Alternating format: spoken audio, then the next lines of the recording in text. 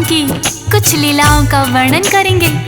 विष्णु भगवान को इस सृष्टि का पालनहार कहा जाता है। भक्तों, श्री हरि विष्णु जी ने अनेक अवतारों में आकर धरती पर धर्म की स्थापना की है भक्तों, और दुष्टों का संहार किया है। वहीं श्री हरि विष्णु जी ने अपने भक्तों पर भी समय समय पर बड़ी ही कृपा की है। भक्तों, जो भी भक्त श्री विष्णु भगवान का सच्चे मन से ध्यान लगाते हैं, भगवान उनकी सहायता अवश्य ही करते हैं। तो आइए सुनते हैं श्री विष्णु भगवान की लीलाओं का वर्णन।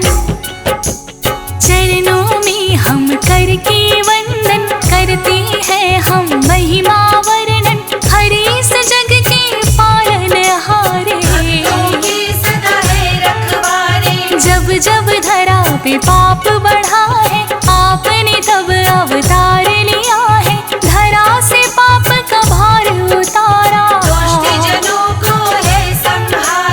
रूप चतुर्भुज की हो दर्शन, तब तो सफल हो जाए जीवन, शंख चक्र और गदा पद्म लिए, दर्शन आपने दे दिए, सब जीवों के पालन करता, ऋषि मुनियों के हो दुख हरता, अनेकों इनकी है लीलाएं, इनमें से कुछ आज सुनाए। भक्तों, भगवान श्री हरि ने अनेकों बार अपने भक्तों पर कृपा की है। विष्णु पुराण में तो इनकी अनंत लीलाओं का वर्णन भी है। समय समय पर श्री हरि विष्णु किसी न किसी रूप में आकर अपने भक्तों की सहायता करते हैं। श्री हरि विष्णु जी को जो सच्चे मन से ध्यान लगाते हैं, विष्णु जी हमेशा ही उनका साथ निभाते हैं भक्तों, और उनका कठिन से कठिन काम भी बड़ी ही आसानी से हो जाता है। ऐसी ही कुछ कथाओं का वर्णन हम करने जा रहे हैं भक्तों। विष्णु जी का एक भक्त था, नाम तो जिसका देवव्रत था, विष्णु जी का नाम सुमिरता, और कपट कभी ना करता, और कुछ जाति का वो ब्राह्मण, ग्राम के वासी इसके कारण देवव्रत को बड़ा मानते, विष्णु भक्त जानते, देवव्रत करता था पंडिताई, धन दौलत जो घर में आई, पास ना अपनी रखना चाहता, उसे गरीबों में बंटवाता, पत्नी उससे कहने लगती, थोड़ा धन चाहिए हमको भी, जितना आप कमा कर लाते, सभी गरीबों में बंटवाते। भक्तों, देवव्रत ब्राह्मण को किसी भी तरह का लोभ लालच नहीं था। पंडिताई करके उसे जो दान और दक्षिणा मिलती, उसमें से पेट गुजारे लायक रखकर सब गरीबों में बांटता था। किंतु उसकी पत्नी उसे हमेशा समझाती, हे स्वामी, आप अपना कमाया हुआ धन भी गरीबों में बांट देते हो, हम भी इतने अमीर नहीं हैं, अतः थोड़ा धन अपने पास भी अवश्य रखना चाहिए। किंतु देवव्रत सच्चा विष्णु भक्त था भक्तों, वो जानता था ये धन माया तो काम क्रोध की जननी है, अतः देवव्रत पत्नी की बातों पर ज्यादा ध्यान ना देता। ऐसा करते करते उसे वर्षों बीत गए। ग्रामवासी उसका बहुत ही आदर करते थे भक्तों, और गरीब उसे अपना भगवान मानने लगे। किंतु देवव्रत सभी के साथ विनम्रता से पेश आता। पत्नी की बातें ना माने, देवव्रत तो इतना जाने, जो होगा अच्छा ही होगा, लालच करके क्या फायदा, धन तो आता और जाता है, पेट हमारा भर जाता है, पत्नी ने जो बात कही है, तो संग्रह उचित नहीं है, पत्नी बार बार उसको टोके, दान करे तो उसको रोके, देवव्रत पर बाज न आया, जितना भी उसको समझाया। एक दिन इसी बात को लेकर कलह हो गई थी उनके घर, पत्नी से नाराज हुआ है, और वो घर से निकल गया है। भक्तों, इस तरह पत्नी की कलह से तंग आकर देवव्रत घर से निकल गया। उसने सोचा मैं कहीं दूर वन में जाकर अपनी तपस्या में लीन हो जाऊंगा। देवव्रत ने अपनी पोटली में कुछ वस्त्र लिए और वो दूसरे राज्य की सीमा में चला गया। भक्तों, एक नदी के किनारे पहुँचते पहुँचते उसको शाम हो गई। एक वृक्ष के नीचे देवव्रत विश्राम करने लगा और उसे गहरी निद्रा आ गई। उसी रात एक चोर चोरी करके उसी वृक्ष के नीचे आकर अपने चोरी किए हुए धन को देख रहा था, जिनमें कुछ स्वर्ण मुद्राएं भी थीं।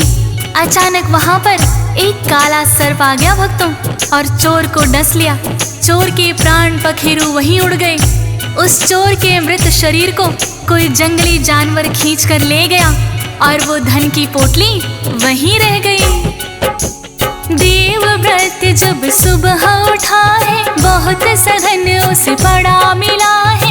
सोच रहा है वो मन ही मन, आखिर किसका है इतना धन। इतने में कुछ सैनिक आए, धन की पोटली पड़ी वहाँ पाए। पास में देवव्रत भी बैठा, चोर उन्होंने सोचा। चोर समझ कर पकड़ लिया है, राज्यसभा में पेश किया है। कारागार राजा ने दे दी देवव्रत की नाकी गलती। मन ही मन वो लगा सोचने, चोरी भी नहीं की है मैंने, चोरी की सजा फिर भी पाई। ऐसी घड़ियां दुख की आई। भक्तों, इस प्रकार देवव्रत ने जो अपराध नहीं किया था उसका भी दंड भुगतने लगा। किंतु देवव्रत सच्चा विष्णु भक्त था। भक्तों, उसे भगवान विष्णु पर पूरा यकीन था कि एक ना एक दिन राजा सच्चाई जान लेंगे। कारागार में रहते हुए भी उसने विष्णु भक्ति को नहीं छोड़ा। उधर देवव्रत की पत्नी पति विरह में परेशान हो गई। वो मन ही मन सोचने लगी कि मैंने बेवजह ही अपने स्वामी को परेशान किया। इधर देवव्रत के दिन कारागार में गुजरने लगे। मुश्किल की घड़ी में भी देवव्रत ने विष्णु भक्ति को नहीं छोड़ा। आखिर विष्णु भगवान उसकी भक्ति से प्रसन्न हो गए भक्तों, और उन्होंने सपने में आकर उस राजा को दर्शन दिए जिसने देवव्रत को कारागार में डाला था। विष्णु भगवान राजा से कहने लगे, कारागार में जो तेरे पड़ा है वो तो सच्चा भक्त मेरा है। चोरी करके जो है ले गया, काले सर्प ने उसको डस लिया। वन में उसका शव है पड़ा हुआ, मर गया वो जो असली चोर है। देवव्रत की जो पत्नी है, खोजते खोजते वो आ गई है कारागार में जहाँ पति है। वो बड़ी दुखी है। जो राजा को सपना आया, उठे सुबह तो सच ही पाया। वन में शव उस चोर का पाया, जो राजा ने ढूंढवाया। भक्तों, इस प्रकार राजा ने क्षमा याचना करके देवव्रत को कारागार से मुक्त कर दिया और उसे बदले में बहुत सा धन दिया। किंतु देवव्रत तो बहुत ही साधारण ब्राह्मण था। उसने राजा से विनती की कि हे राजन, ये धन मेरे किसी काम का नहीं। फिर उसने अपनी पत्नी की ओर देखकर कहा कि हे महाराज, यदि आपकी इच्छा है तो मेरी पत्नी के लिए थोड़े से गहने दे दीजिए। इतना सुनकर देवव्रत की पत्नी कहने लगी, नहीं स्वामी, मुझे कुछ नहीं चाहिए। मेरे गहने तो आप हो। आपके बिना मेरा जीवन ही व्यर्थ हो गया था। उस दिन के बाद से उसकी पत्नी भी विष्णु भक्त बन गई और उसने कभी भी लालच नहीं किया। जो भी इनका ध्यान लगाते, भक्तों की पीड़ा को मिटाते, बड़ा उत्तम पूजा का फल है। सारे काम सफल है। भक्तों पर कृपा बरसाई, अनेकों ही है इनकी गाथाएं। एक कथा हम और सुनाए, हरि का ध्यान लगाए। चंद्रसेन नामक एक राजा विष्णु जी का बड़ा भक्त था। श्री हरि विष्णु का नाम सुमिरता, एकादशी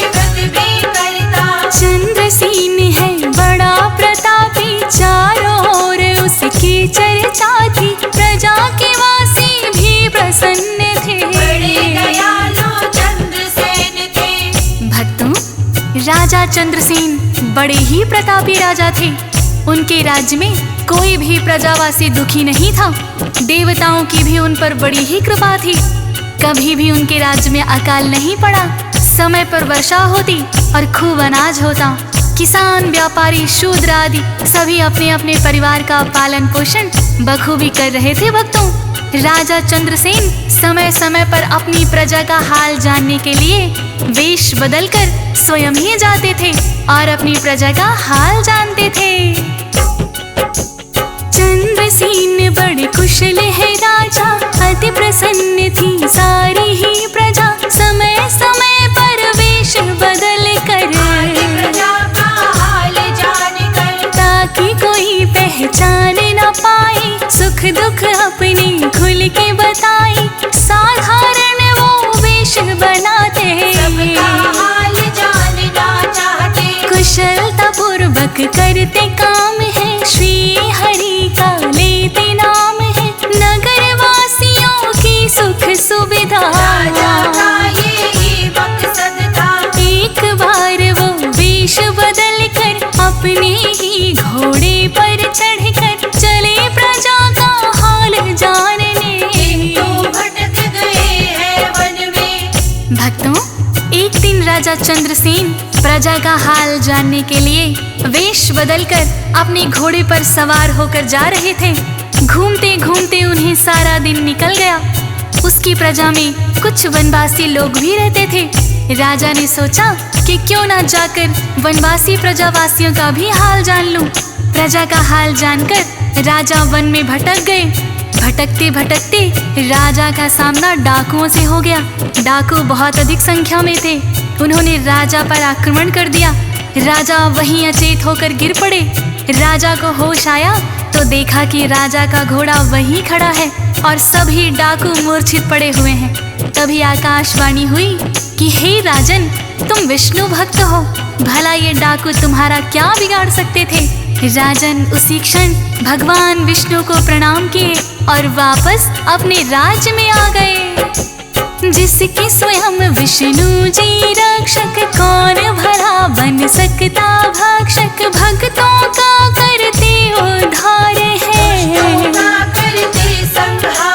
चंद्रसेन की जो रक्षा की करते हैं वैसे ही सबकी सच्ची होनी चाहिए भक्ति। निर्बल को भी देते शक्ति, सच्ची जो मन में हो भावना पूरी होती सभी कामना।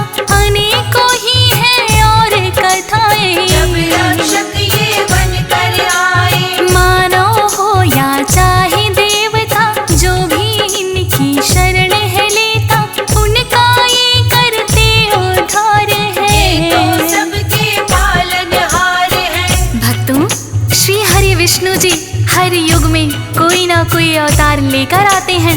श्री हरि के 10 अवतारों का वर्णन भी मिलता है। चाहे मानव हो चाहे देवता हो, विष्णु जी ने समय समय पर अपने भक्तों की रक्षा की है। कभी राम बनकर, कभी कृष्ण बनकर, कभी नरसिंह बनकर, तो कभी मत्स्य बनकर, कभी वराह, कभी कच्छप, कभी वामन और परशुराम जैसे कितने ही अवतार लिए। भगवान विष्णु का मोहिनी रूप तो बड़ा ही प्रसिद्ध है। भक्तों, सागर मंथन के समय जब अमृत निकल कर आया तो मोहिनी रूप बनाकर ही भगवान विष्णु ने देवताओं को सारा अमृत पान करा दिया था। भक्तों, उसी मोहिनी रूप से भगवान विष्णु ने भोलेनाथ की रक्षा की थी। भक्तों, भोलेनाथ तो अपने भक्तों को बिना सोचे समझे ही वर दे देते हैं। तो आइए सुनते हैं।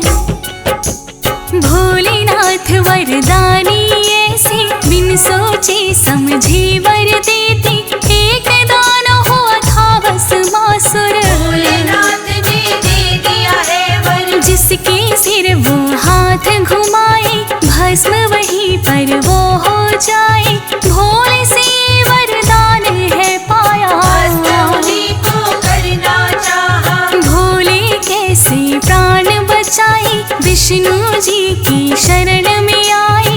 अपना मोहिनी रूप बनाया, भस्मासुर को भरमाया। सामने आए मोहिनी बनकर, कहने लगे हम तुम अब मिलकर।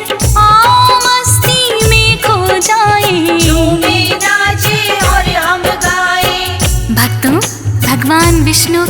भी निराले हैं। वो अपने भक्तों की रक्षा तो करते ही हैं, स्वयं देवताओं पर भी जब विपत्ति आती है तो देवता भी इनकी शरण में आते हैं।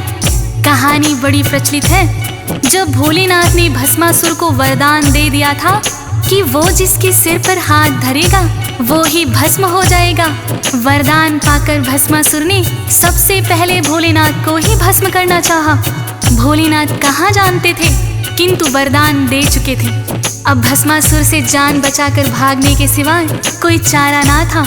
अतः भोलेनाथ भस्मासुर से बचते बचते विष्णु जी की शरण में आ जाते हैं।